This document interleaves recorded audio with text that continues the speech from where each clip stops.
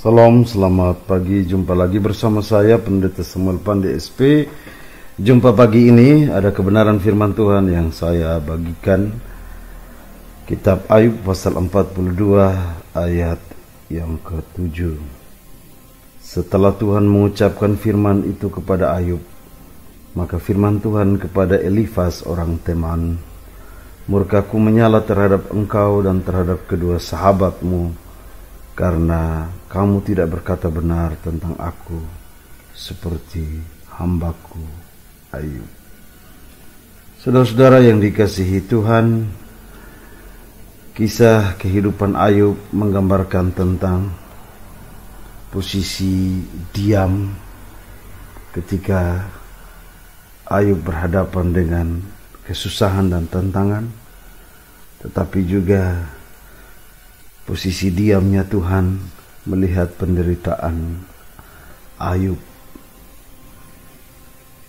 Selain aktivitas yang dilakukan oleh setan, maka terjadi juga keadaan di mana terjadi percakapan luar biasa tentang apa yang dialami oleh Ayub bersama rekan-rekan Ayub yang lain, saudara. Dan kita menemukan bahwa rekan Ayub yang lain bernama Sofar, Bildad, dan Elifaz, mereka cenderung menyalahkan Ayub karena sakit yang dialami. Mereka cenderung menghakimi Ayub karena mereka menganggap bahwa apa yang dialami oleh Ayub adalah karena dosa. Saudara, cara berpikir orang-orang seperti itu yang menghubungkan penderitaan dengan dosa seringkali kita alami. Bahkan dalam budaya-budaya kita, budaya pengakuan dosa misalnya, dalam tradisi-tradisi beberapa suku, menunjukkan bahwa kehidupan ini memiliki konsep sebab akibat.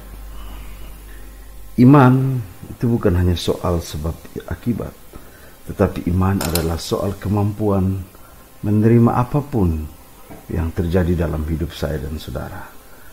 Saudara tidak boleh menyalahkan diri karena berbagai tantangan yang saudara alami.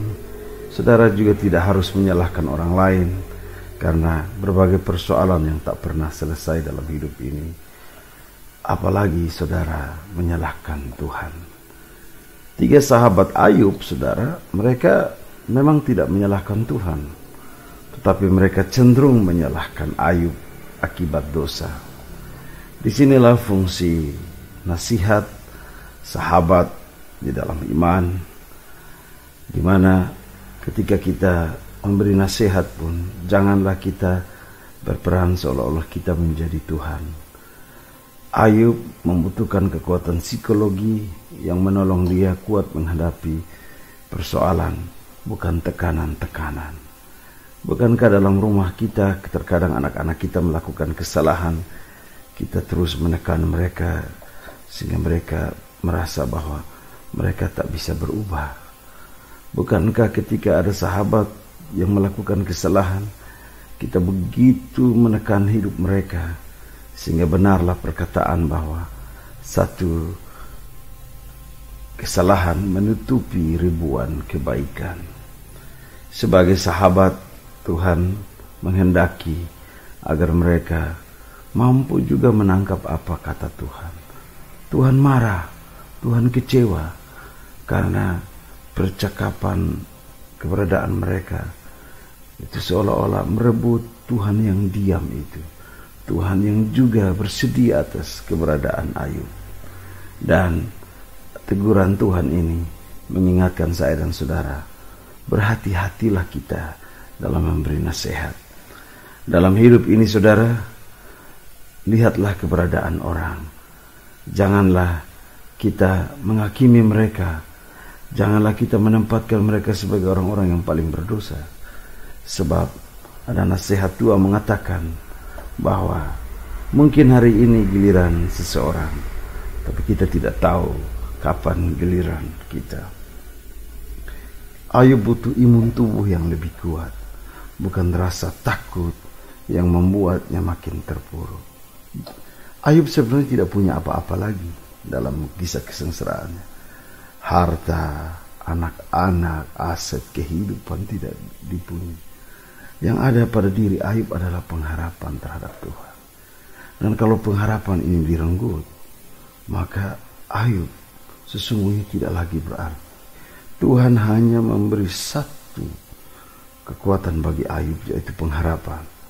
Dan ketika sahabat-sahabatnya ingin merebutnya, itu yang tidak disukai oleh Tuhan, sebab tindakan itu sama dengan tindakan iblis yang merebut segalanya dari kehidupan Ayub. Saudara-saudara, Ayub dibenarkan karena kemampuan Ayub untuk bertahan di tengah badai. Kita memang bisa menghadapi badai, tapi hati-hati, cara pandang kita, cara kata-kata kita justru menyesatkan kita. Berubahlah mulai pagi ini dengan membangkitkan harapan, sehingga kita terus melakukan sesuatu di tengah penderitaan. Tuhan memberkati kita. Amin. Mari kita berdoa.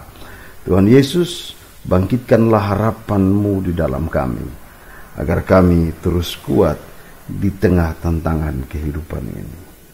Amin.